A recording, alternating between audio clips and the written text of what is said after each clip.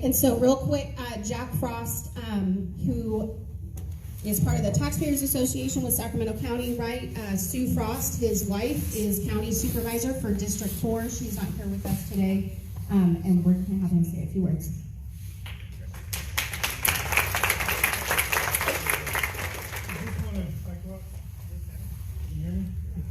So I just quickly want to say there's two reasons that you folks are here today. One reason is for the excellent knowledge that you're learning from the speakers that are here. The knowledge is critical. The knowledge without action doesn't really do us much good. It doesn't move the needle very far. So what Gabby and I are trying to do is we're trying to organize a list of organizations that believe in the one thing that we all have in common.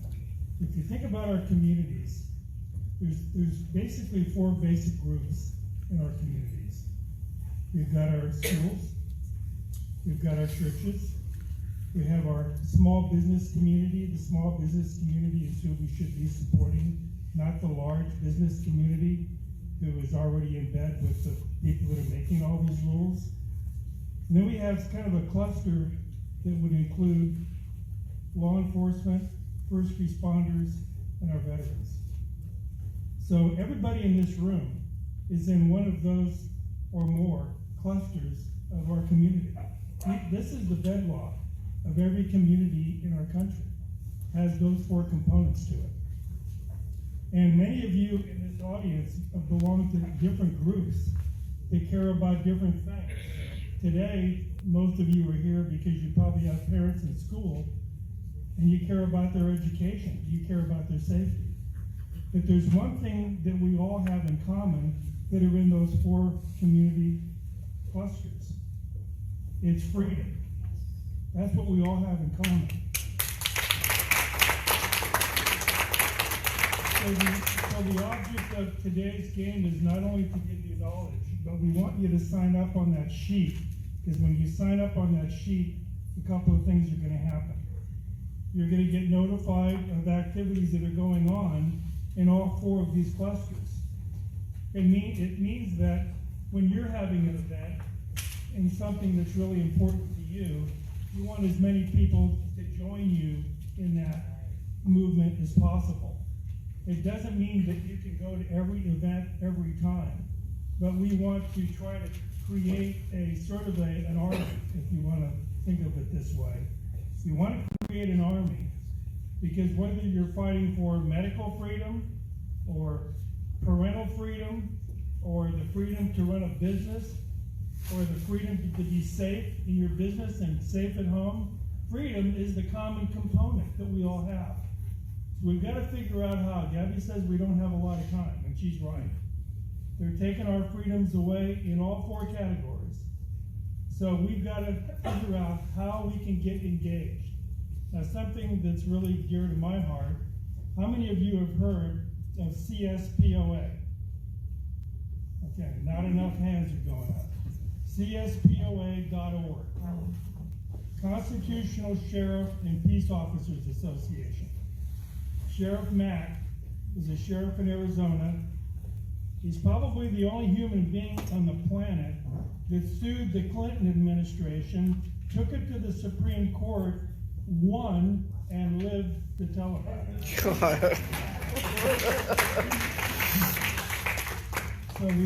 So the CSPOA has chapters. They're starting to create some chapters. We had a meeting up in Auburn a couple of nights ago. Chris was there. Several of the people in this room were there. It was our opportunity to show the CSPOA that we're serious about it having the chapter here, and we're even more serious about having the 2-day training that Sheriff Mack comes out to personally conduct. He is amazing. This man is absolutely amazing. Go to CSPOA.org. You can, for $100, you can join. You can become part of the posse. So in early February, we're going to have this training. I don't know where it's going to be. Stu was up giving a speech at Glad Tidings Church last night, and I learned that Pastor Dave from Glad Tidings Church has wanted to have a CSPOA training there for quite some time. So it might be there. It might be someplace more centralized because we've got like about 7 or 8 or 9 counties, and we want every single sheriff and their deputies to show up for this. So the 2-day training, the first day is open to the public, the second day is exclusive to the badges.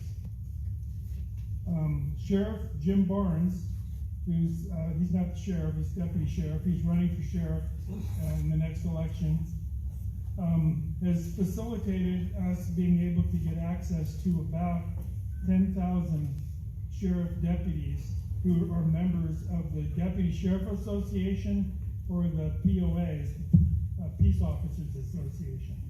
So our goal is to get 500 sheriffs and peace officers to this training. And I'm going to give you a good example. You mentioned one of the meetings that you were at. So for those that don't know it, my wife is the current chairman of the Board of Sacramento County Supervisors. She's outnumbered 4-1. But even though she's outnumbered 4-1, she fights harder than anybody I've ever known for the people in the county. And she's all over. She's in all the counties, believe me. She's not just fighting for us in Sacramento County. There was a meeting, Board of Supervisors meeting, signs all over the place, don't enter the building without a mask. Public health officer locked the building down. There was one little old lady that was still there. Is she here? Maybe she could actually come up and tell the story probably better than I can. So she wasn't going to leave, and she wasn't going to wear her mask. And she said, I want the sheriff. I want you to bring the sheriff here. So the sheriff showed up. Now tell me if I'm getting this right or if I'm getting this wrong. You might have to correct me. Here's the lady. Okay, pretty sure she doesn't want to be acknowledged.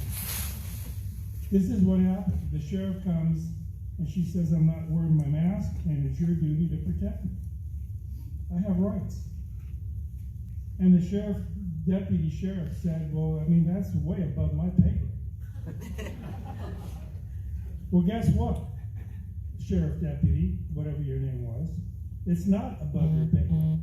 You took an oath of office. You raised your right hand and you said you were going to defend the Constitution, and that lady asked you to do that and you failed the test. So we can't have a civil society. We cannot have a civil society if we don't have law enforcement on our side. So this is the most important thing that we have to do, is we have to get our sheriffs to become constitutional sheriffs. They need to know what that means. There isn't even a class. You go to the Sheriff's Academy or the Peace Officers Academy, they don't even teach you what the oath is about or what the Constitution's about. It's not even in the curriculum. So one of the things we're working on doing is we're going to try to infiltrate the CSPOA curriculum on that into some of the county curriculums for the academies that teach our young people. And of course, this is the problem. We've got about 4 generations now that have been going to school. There's no civics, there's no history, there's no Constitution studies. Many of them don't even know what the Constitution is, and yet they're taking notes. So I'm going to stop, but I want to make sure that you sign up. If you want to be invited to the CSPOA, go to CSPOA.org to learn more about Constitutional Sheriff and Peace Officers Association. This is the most important thing we have to do, because you folks feel comfortable coming out to a meeting like this. I've seen a lot of you at the Capitol for protest after protest. But you've got neighbors and family and friends, they're afraid to come out. They're afraid. But when they find out the sheriff has their back and the police officers have their back, they're going to be more willing to stand up. Their voices are going to be heard, and we're going to be able to turn this thing around a lot quicker. So this training is going to be probably in early February. Make sure you sign up if you want to get an invite to it. And thank you very much.